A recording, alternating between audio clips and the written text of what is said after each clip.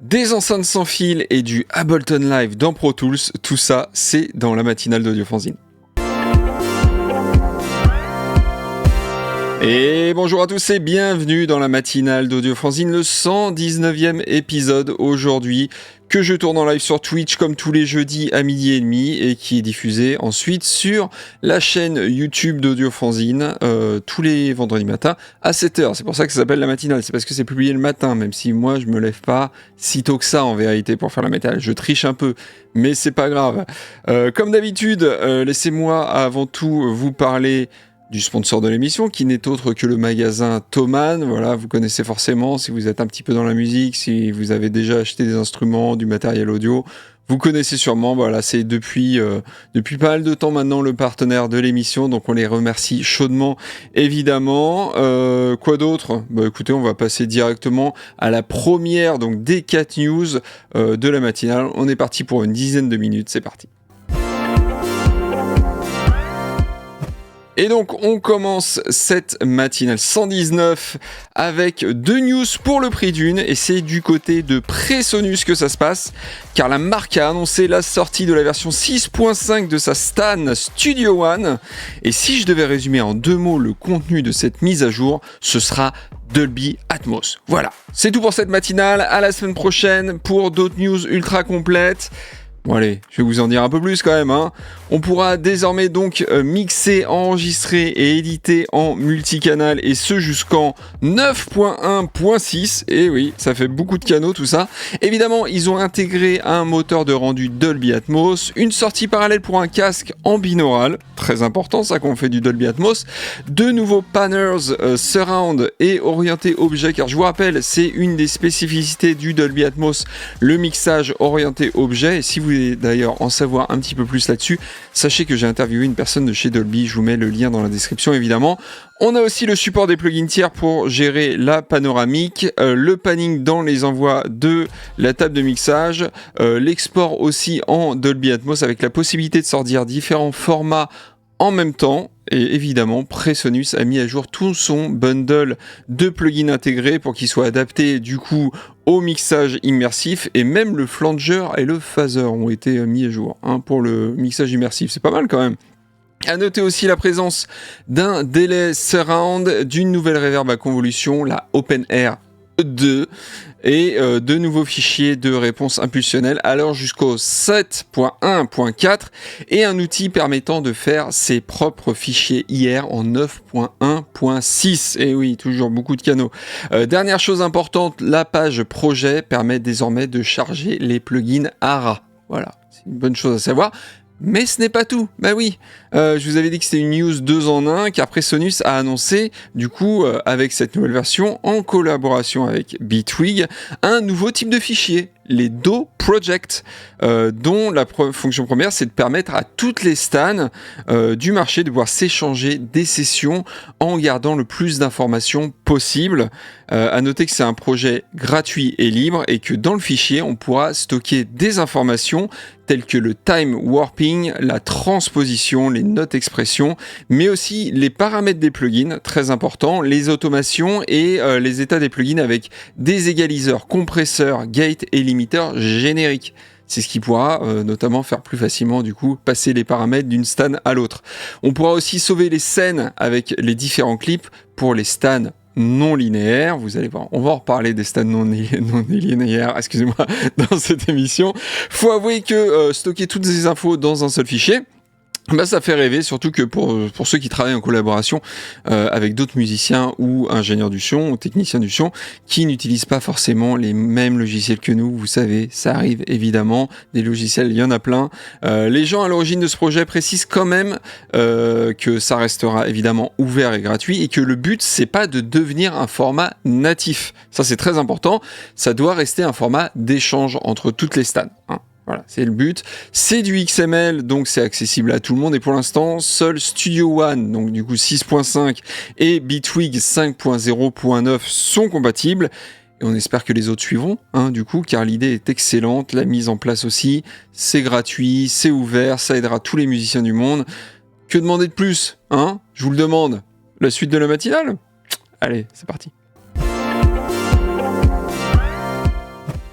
Et donc, on continue avec la marque au nom le plus rigolo du marché. J'ai nommé Aïe Aïe Aïe.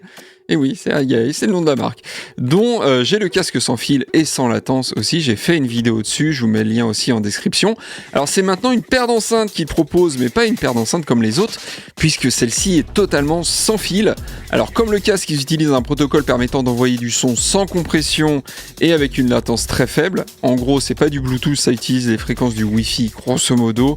Même si les enceintes, vous allez voir, sont aussi compatibles Bluetooth, mais du coup avec de la perte audio et de la latence. Donc ça intéresse moins les musiciens. Forcément, c'est bien pour écouter de la musique comme ça, mais pour faire de la musique, c'est plus relou. Et elles ont aussi une batterie intégrée, donc il n'y a aucun fil. Voilà, c'est dit, c'est fait. Alors, elles pèsent 2,5 kg, elles disposent d'une autonomie de 20 heures, ce qui est vraiment pas mal. Hein. Elles sont faciles à transporter car grâce au port basse réflexe qui sert de poignée, et ça c'est très pratique. Et elles sont résistantes avec notamment une grille de protection pour les transducteurs avec qui est en plastique rigide. En tout cas, tout le boîtier est en plastique rigide et ça c'est très très cool. Côté réponse en fréquence, nous sommes d'après le constructeur évidemment sur du plus-moins 2 dB de 50 Hz à 20 kHz. Malgré le fait qu'elle soit assez compacte et dispose donc d'un boomer de seulement 4 pouces, qui est pas très gros hein, pour un boomer, leur conception leur permettrait de descendre même jusqu'à 40 Hz de manière propre et sans trop de distorsion. À voir en test évidemment. En plus du boomer, on a évidemment un tweeter de 1 pouce type tome de soie. Et le filtre de crossover est placé à 3 kHz. Voilà, c'est pour les geeks ça, qui aiment bien les petites précisions techniques. La boîte de l'enceinte est en plastique recyclé, car comme vous le savez peut-être, la marque se veut écolo, avec l'absence de colle, afin que tout le monde puisse ouvrir et réparer facilement l'enceinte, et tout est disponible en pièces détachées. C'est la même chose pour leur casque hein, d'ailleurs, c'est un des gros points forts de leur casque. Pour envoyer le son sans fil, on a un petit émetteur qui permet qu'on peut brancher en USB-C ou en mini jack ou gros jack à son ordinateur ou son instrument. On a aussi une appli mobile pour régler l'égaliseur 5 bandes intégré, et le tweeter profite d'un guide d'onde permettant à l'enceinte de ne pas être trop tatillonne sur son placement. On peut la poser verticalement, horizontalement, on n'est pas obligé d'être pile en face des tweeters pour avoir tous les aigus. Bref, c'est fait pour être posé comme ça, sans trop se prendre la tête, c'est un peu l'esprit de l'enceinte. Le prix, il est de $800. Le test, il va arriver, car perso, moi je trouve que le produit est très intéressant pour les musiciens nomades. Dites-moi si c'est le cas aussi pour vous dans les commentaires, si ça vous arrive de faire de la musique ailleurs que dans votre chambre ou que chez vous. Et puis voilà, puis on passe à la news suivante du coup.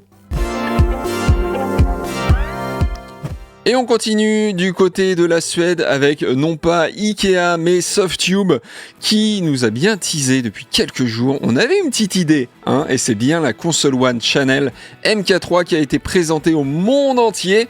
Alors pour ceux qui connaissent pas, vous allez déjà lire les tests des MK1 MK2 sur du fanzine, hein, déjà en premier lieu.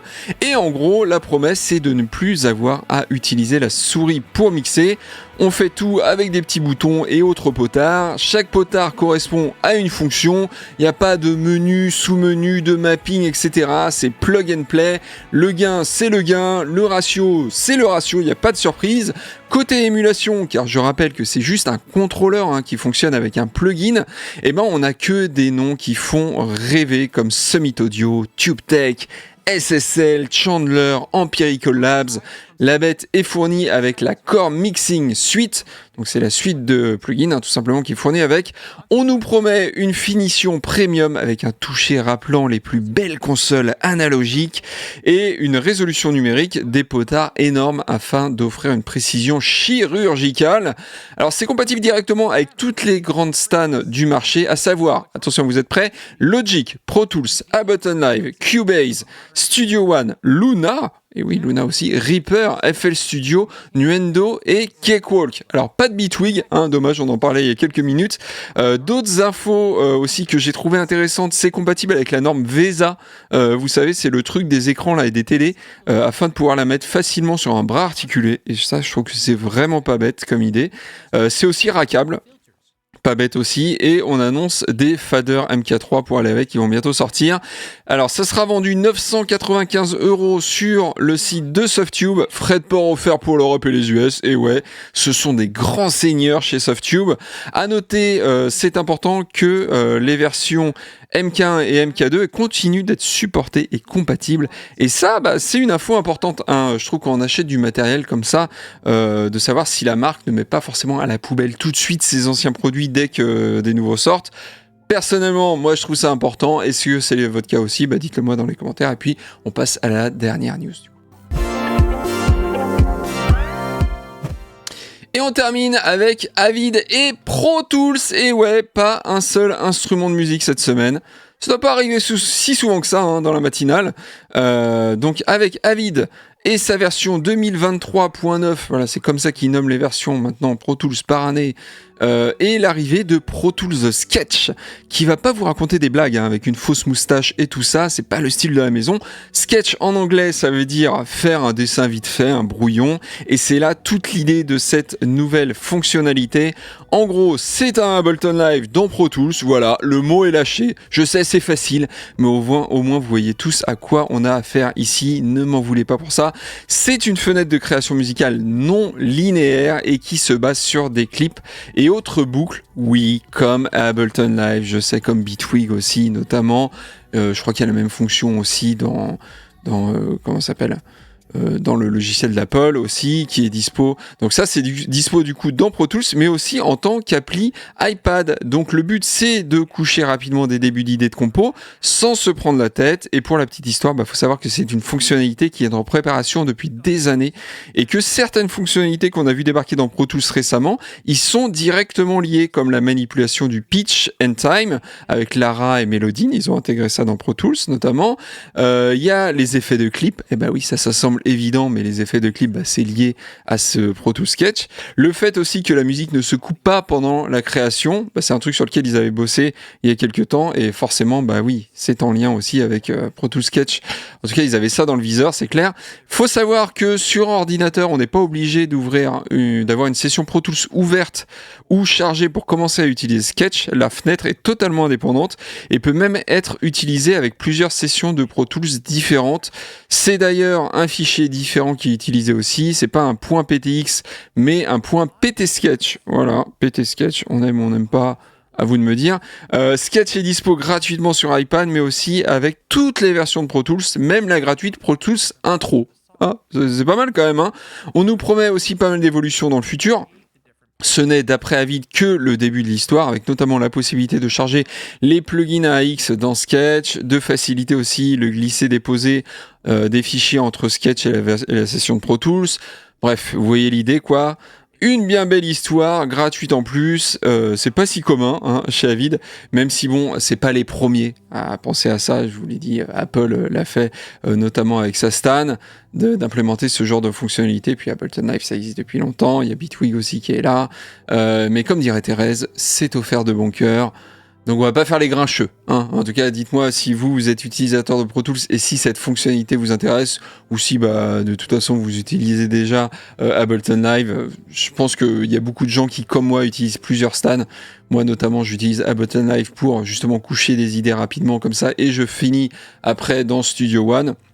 Dites-moi, vous, dans les commentaires, ce que vous faites. Et puis voilà, puis c'est la fin de cette matinale 119. Donc moi, je file dans l'after sur Twitch pour discuter, du coup, avec le chat, pour débriefer un petit peu, puis pour voir aussi les news. Parce qu'il y a des news qui sont tombées pendant que je préparais la matinale. Ça, c'est pas bien. Faut pas faire ça, les constructeurs. Moi, je rage après. Je dis, tiens, je vais pas pouvoir en parler. Donc j'en parlerai, du coup, peut-être la semaine prochaine, on verra, suivant ce qui sort. Je vous dis, moi, quant à moi, à très bientôt. Très bon week-end à vous. Évidemment, reposez-vous, profitez-en pour faire de la musique. À très vite, excusez-moi, sur le channel de Dieu Fanzine. Allez, ciao.